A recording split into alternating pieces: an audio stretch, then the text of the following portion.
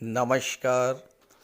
बहुत स्वागत है आप सभी दर्शकों का मकर राशि के लिए मार्गी देवगुरु के इस वीडियो में 100 दिन के लिए मार्गी देवगुरु। जी हाँ, ज्योतिष शास्त्र में ग्रहों के महामंत्री की संज्ञा प्राप्त देवगुरु बृहस्पति 4 फरवरी को वक्री से मार्गी हो रहे हैं और 14 मई 2025 तक वृषभ राशि में मार्गी अवस्था में गोचर करेंगे। फिर राशि परिवर्तन करके मिथुन राशि में चले जाएंगे। मार्गी का अर्थ होता है अपनी सामान्य गति से गतिमान होना, जबकि वक्री का अर्थ होता है सामान्य से कम गति, धीमी गति से गतिमान होना।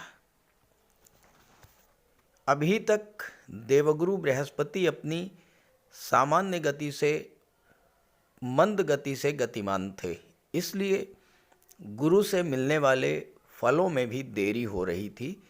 जबकि अब देवगुरु बृहस्पति अपनी सामान्य गति से गतिमान होंगे तो अपना फल भी सामान्य गति से ही प्रदान करेंगे। ज्योतिष शास्त्र में गुरु को सबसे अधिक शक्तियां प्राप्त हैं। गुरु धन के कारक, भाग्य के कारक होते हैं, संतान और विवाह के कारक होते हैं। गुरु ही शिक्षा और गुरु होते हैं।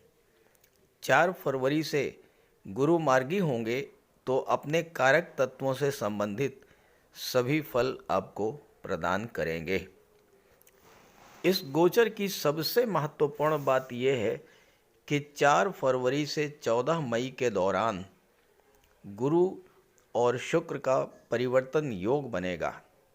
गुरु शुक्र के घर में, शुक्र गुरु के घर में होंगे तो दोनों ही ग्रह जिन जिन भावों से संबंध बना रहे हैं उन भावों से संबंधित सभी शुभ फल प्राप्त होंगे। ज्योतिष शास्त्र में गुरु और शुक्र को सर्वाधिक शुभ ग्रह माना गया है। जब दो शुभ ग्रह एक दूसरे से परिवर्तन योग बनाएंगे तो ये आपके जीवन में चमत्कारिक परिवर्तन लाने वाला होगा। अभी तक जो संघर्ष, जो कष्ट, जो आर्थिक संकट, हेल्थ इश्यूज, फाइनेंशियल इश्यूज आप झेल रहे थे, उनसे आपको बहुत बड़ी राहत मिलने जा रही है इस गोचर से। तो मकर राशि के जातकों के जीवन पर गुरु के मार्गी होने का क्या प्रभाव पड़ेगा, इसी का विश्लेषण करेंगे इस वीडियो में। ये विश्लेषण आपकी चंद्र राशि के आधार पर किया जा रहा है और वीडियो के अंत में मैं आपको देवगुरु के उपाय भी बताऊंगा। तो ये है मकर राशि के जातकों की कुंडली। देवगुरु का गोचर आपकी कुंडली के पंचम भाव में है, शुक्र की राशि वृषभ राशि में, और गुरु यहाँ पर तीसरे भाव और 12वें भाव के स्वामी होकर पंचम भाव में गोचर कर रहे हैं। और गुरु की पंचम दृष्टि नवम भाव पर, सप्तम दृष्टि एकादश भाव पर और नवम दृष्टि जो है वो लग्न पर पड़ रही है, जबकि शुक्र की 7वीं दृष्टि भाग्य के भाव पर पड़ रही है। सबसे जो महत्वपूर्ण बात है इस गोचर की वो ये है कि शुक्र और गुरु का परिवर्तन हो रहा है। गुरु शुक्र की राशि में, शुक्र गुरु की राशि में, तो दोनों ही ग्रह शुभ फल प्रदान करेंगे। दोनों ही ग्रह एक दूसरे के घरों की रक्षा करेंगे। तो तीसरे भाव, 5वें भाव, 10म भाव, द्वादश भाव के और नवम भाव के सभी शुभ फल आपको मिलने जा रहे हैं। किसी भी व्यक्ति के जीवन में सबसे महत्वपूर्ण होता है उसका कर्म और उसका भाग्य। अगर कर्म और भाग्य, पराक्रम, पुरुषार्थ और भाग्य इनका साथ मिल जाए तो जीवन में हर कार्य आसान हो जाता है, हर कार्य पूरा होता है, धन धान्य का भंडार भरता चला जाता है। यहाँ पर गुरु की पंचम दृष्टि भाग्य के भाव पर है और शुक्र की सप्तम दृष्टि भाग्य के भाव पर है। नवम भाव पर, भाग्य के भाव पर डबल ट्रांजिट का इफेक्ट है। गुरु और शुक्र दोनों का प्रभाव है नवम भाव पर, तो भाग्य का भरपूर साथ मिलेगा, क्योंकि भाग्य भाव इस समय जागृत अवस्था में होगा। हालांकि देवगुरु मकर राशि के लिए कारक नहीं है, लेकिन जिस ग्रह की राशि में गोचर कर रहे हैं वो मकर राशि के लिए प्रबल योग कारक है। गुरु शुक्र की राशि में गोचर कर रहे हैं और शुक्र मकर राशि के लिए प्रबल योग कारक हैं, इसलिए इस गोचर काल में इन 100 दिनों में भाग्य का भरपूर साथ मिलेगा। भाग्य का जब साथ मिलेगा, दशम भाव के स्वामी हैं शुक्र। शुक्र तीसरे भाव में गोचर करते हुए दशम भाव के स्वामी होकर जब भाग्य के भाव पर दृष्टि डालेंगे और गुरु की भी जब दृष्टि भाग्य के भाव पर पड़ेगी, तो आपके कार्यों में परफेक्शन आएगा, आपके कार्यों में पूर्णता आएगी। आपके कार्य जो अधूरे रह गए थे वो सभी कार्य आपके पूरे होंगे। जब आपके कार्य पूरे होंगे तो गुरु की दृष्टि पड़ रही है एकादश भाव पर, लाभ के भाव पर, तो आपकी आय बढ़ेगी, आपको धन लाभ होगा। 11वां भाव जो होता है ये आपकी इच्छा पूर्ति का होता है।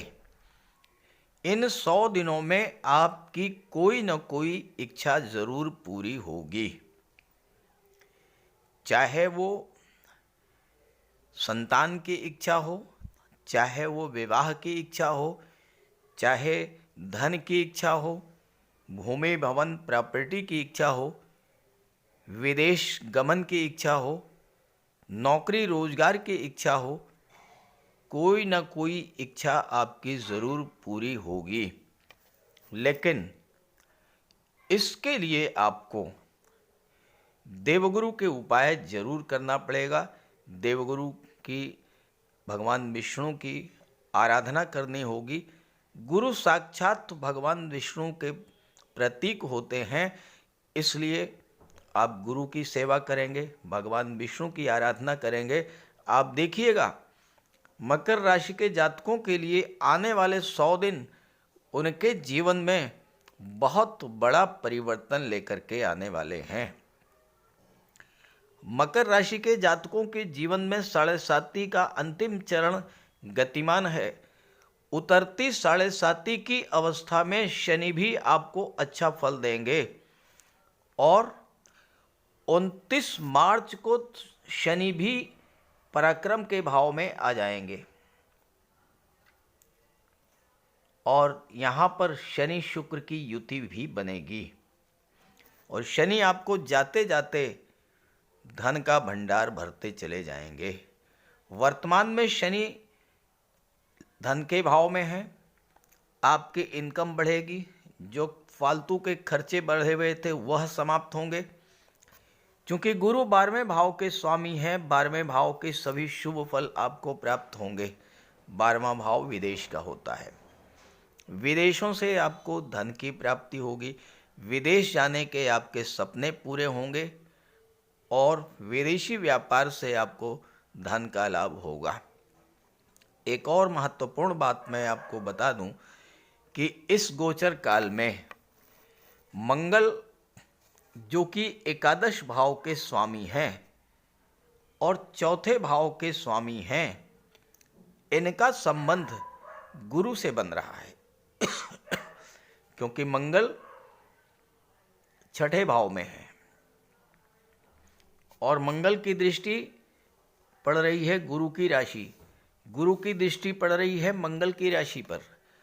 जब भी कुंडली में गुरु और मंगल का संबंध बनता है तो आपके आय के स्रोतों में वृद्धि होती है, एक से अधिक स्रोतों से आय होती है, extra source of income generate होती है और ये जो धन आपको प्राप्त होगा, मंगल चूंकि चौथे भाव के स्वामी हैं, भूमि से, प्रॉपर्टी से ये पैसा मिलेगा। हो सकता है कि कोई पुरानी प्रॉपर्टी आप सेल आउट करना चाहते थे और इस गोचर काल में उस प्रॉपर्टी को बेच करके आप बहुत अच्छा लाभ प्राप्त करें।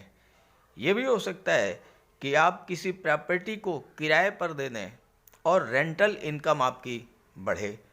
ये भी हो सकता है कि गवर्नमेंट के पास रुका हुआ कोई पैसा है वो आपको मिले। मकर राशि शनिदेव की राशि है।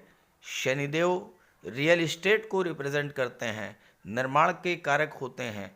मकर राशि के वो जातक जो कि रियल इस्टेट से जुड़े हुए हैं, भाग्योन्नति भी होगी, कार्य क्षेत्र में उन्नति होगी और धन का लाभ मिलेगा। रियल इस्टेट में आपका पैसा अगर फंसा हुआ है, शनि की दृष्टि 8वें भाव पर पड़ रही है, शनि जाते जाते आपका डूबा हुआ पैसा आपको दिला करके ले जाएंगे।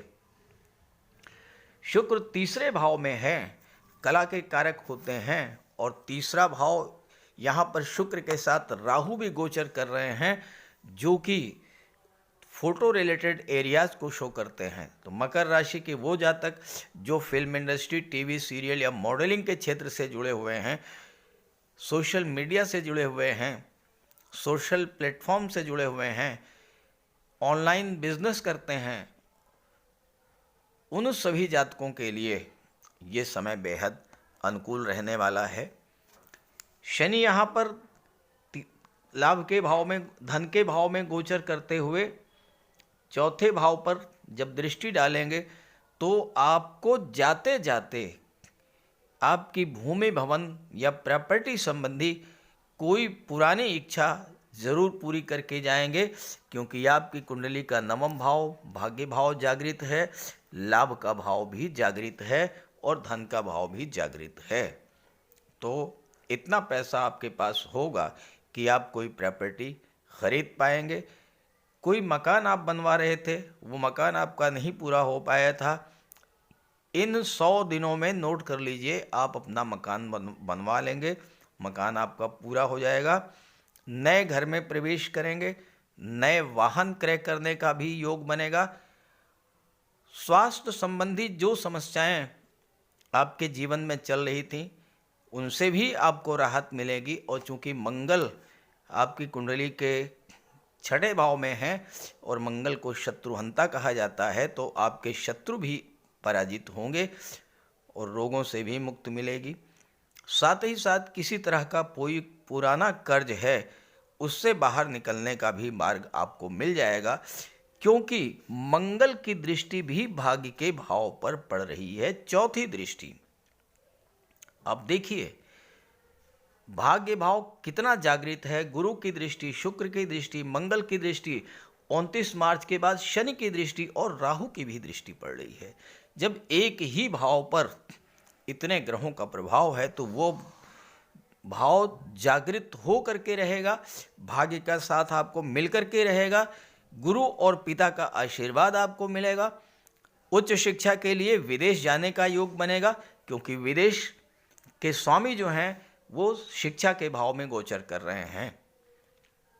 हाँ, ये ज़रूर है, इस गोचर काल का पूरा अगर आपको लाभ उठाना है तो पहली बात तो देवगुरु का उपाय करते रहिएगा। दूसरी बात, 9वां भाव धर्म अध्यात्म का होता है, अपने आप को धर्म अध्यात्म से जोड़ करके चलिएगा। किसी धार्मिक यात्रा पर, तीर्थ यात्रा पर जरूर जाइएगा, और अगर हो सके तो आप एक बार गंगा स्नान कर लीजिएगा।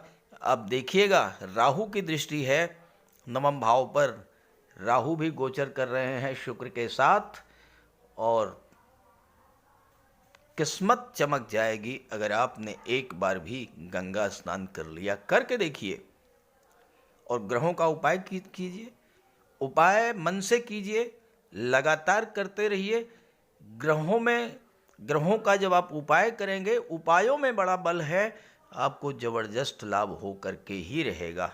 तो बात करते हैं उपायों पर।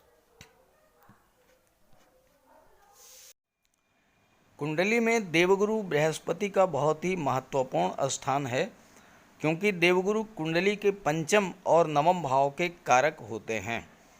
पंचम भाव से संतान का विचार किया जाता है, शिक्षा का विचार किया जाता है, और 9वां भाव से भाग्य का विचार किया जाता है।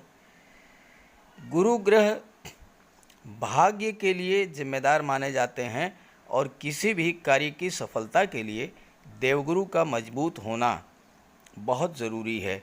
जब कुंडली में देवगुरु मजबूत होते हैं तो भाग्य का साथ मिलता है। जिस काम में हाथ डालते हैं वो सफल होता है। विवाह समय से होता है। शिक्षा अच्छी मिलती है। गुरु की कृपा रहती है। धन की प्राप्ति होती है। तो देवगुरु के लिए कुछ उपाय बताने जा रहा हूँ। उपाय ज़रूर कीजिएगा। अगर आपकी जन्म कुंडली में गुरु कमज़ोर स्थिति में है तो आपको गुरुवार का व्रत करना चाहिए। स्नान करते समय जल में आधा चम्मच हल्दी डालकर स्नान करें। स्नान के बाद पीले रंग के वस्त्र धारण करें और साथ ही साथ केसर या हल्दी का तिलक लगाएं और गुरुवार के दिन भगवान विष्णु की उपासना करें। घर में केले का एक वृक्ष लगा लें, उसकी पूजा करें, उसकी सेवा करें। भोजन में चने के बेसन, चीनी और घी से बने लड्डू का सेवन करें और अपनी क्षमता के अनुसार पीले वस्त्र, हल्दी, शहद, धार्मिक पुस्तकें, इन सब का दान कर सकते हैं।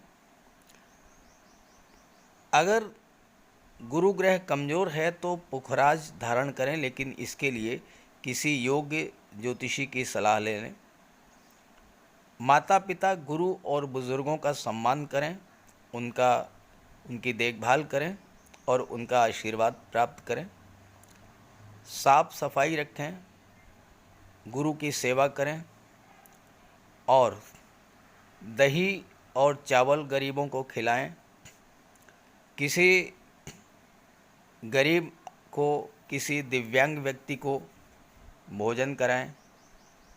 किसी वृद्धाश्रम में जाकर के वृद्धों के साथ कुछ समय बिताएं, उनकी समस्याओं को जानें, समझें।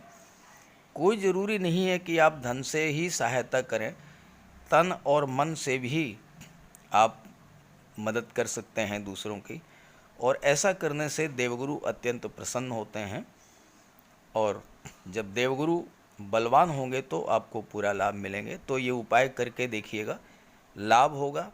कमेंट करके बताइएगा ताकि आपके साथियों को भी इसका लाभ मिल सके। नमस्कार।